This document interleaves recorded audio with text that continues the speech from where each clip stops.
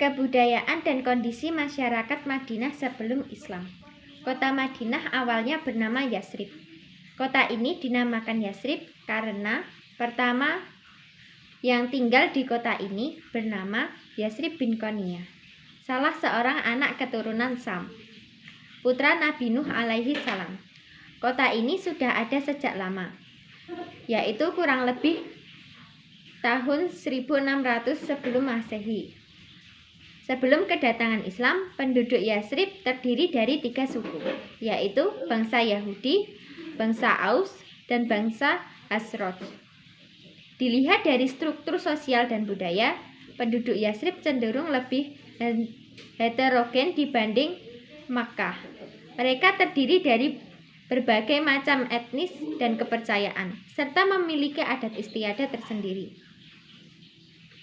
Walaupun demikian, secara umum di Yasrib terdapat 2 kebudayaan yang menonjol, yaitu kebudayaan Arab dan kebudayaan Yahudi.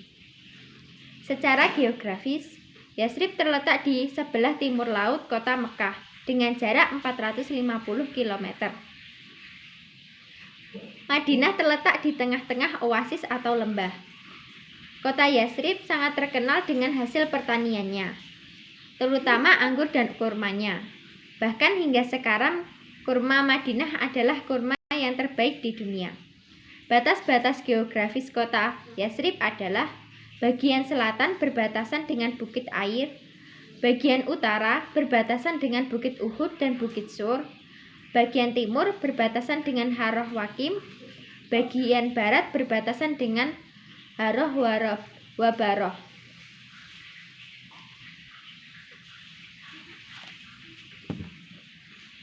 Kota Yasrib selama kurang lebih 120 tahun yang lalu dilanda peperangan, yaitu antara suku Aus dan Khazraj karena berebut kekuasaan dan pengaruh di Yasrib.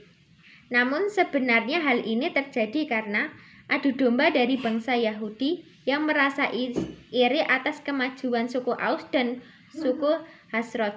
Kedua suku Arab tersebut baru bisa berdamai ketika Rasulullah Shallallahu Alaihi Wasallam datang di Yasrib dan mendirikan pemerintahan Islam di sana.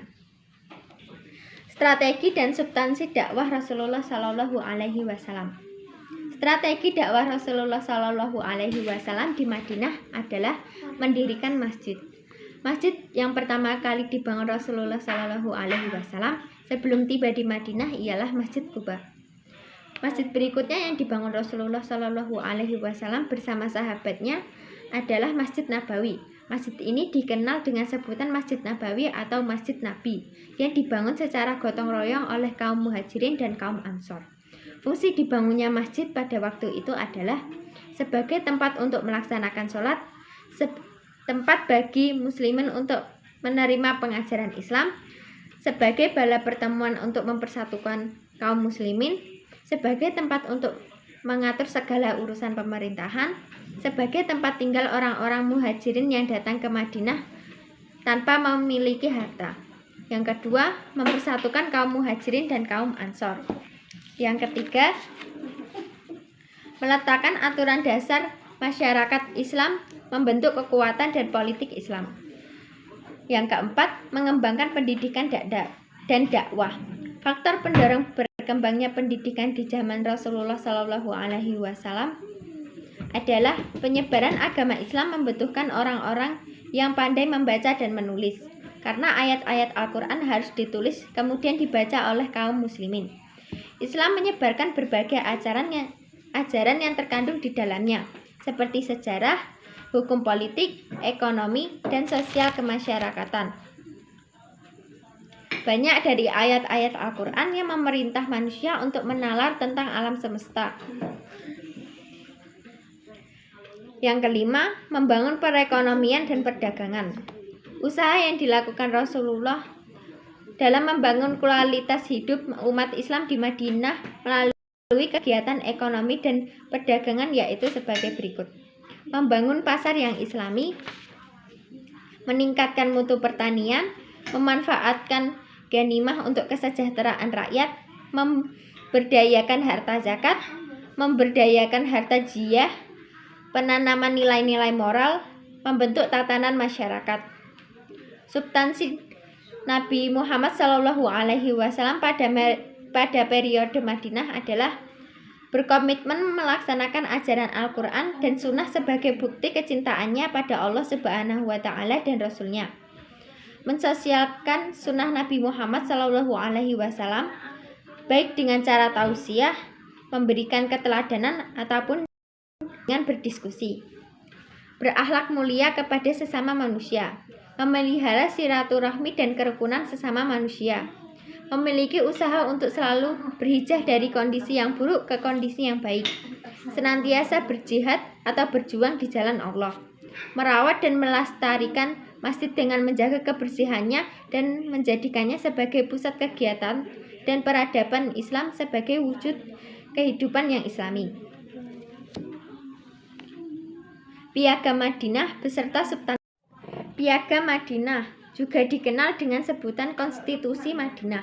Ialah sebuah dokumen yang disusun Nabi Muhammad SAW yang merupakan suatu perjanjian formal antara dirinya dengan semua suku dan kaum-kaum penting di Madinah pada tahun 622 Masehi.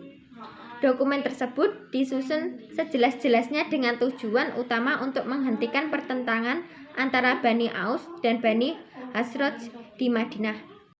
Dokumen tersebut menetapkan sejumlah hak-hak dan kewajiban bagi kaum muslimin, kaum Yahudi, dan komunitas-komunitas Piagam Madinah, sehingga membuat mereka menjadi suatu komunitas yang dalam bahasa Arab disebut ummah. Kandungan yang terdapat di dalam Piagam Madinah adalah mengakui bahwa Nabi Muhammad SAW merupakan kepala negara Madinah, mengakui Ansor dan Muhajirin sebagai umat yang bertanggung jawab terhadap agama Rasul dan masyarakat Islam. Setiap kaum bebas beragama dan mengamalkan cara hidupnya masing-masing.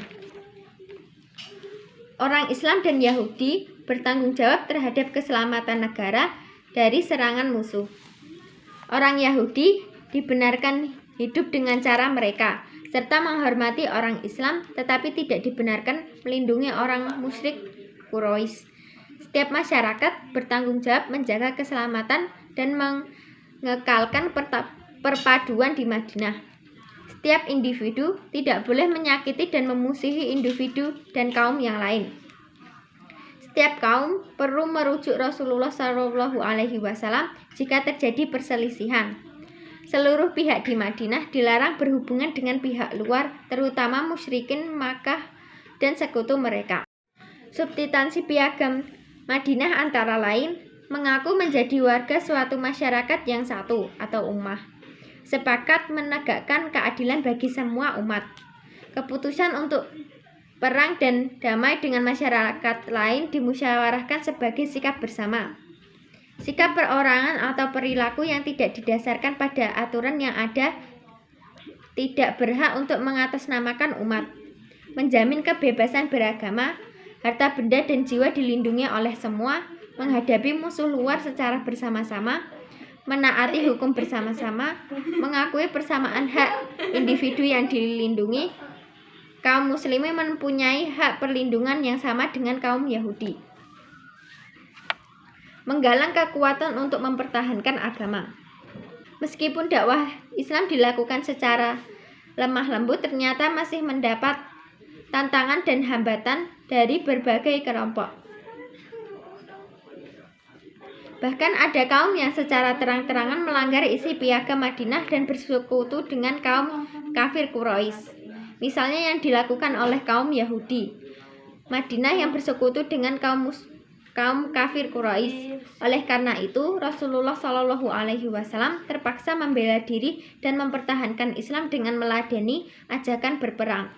Peperangan yang dilakukan oleh umat Islam pada masa Rasulullah antara lain sebagai berikut: Perang Badar, Perang Uhud, Perang Khandak atau Ahzab, Perang Tabuk atau Perang Usroh. Menurut sejarah, Nabi Muhammad pernah mengikuti perang sebanyak 27 kali peperangan.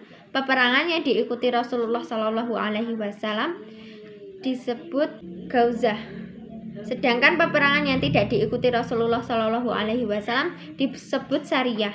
Dalam syariah tersebut Rasulullah Shallallahu Alaihi Wasallam mengutus sahabat untuk memimpinnya. Syariah yang dilakukan pada zaman Nabi Muhammad Shallallahu Alaihi Wasallam sebanyak 47 kali.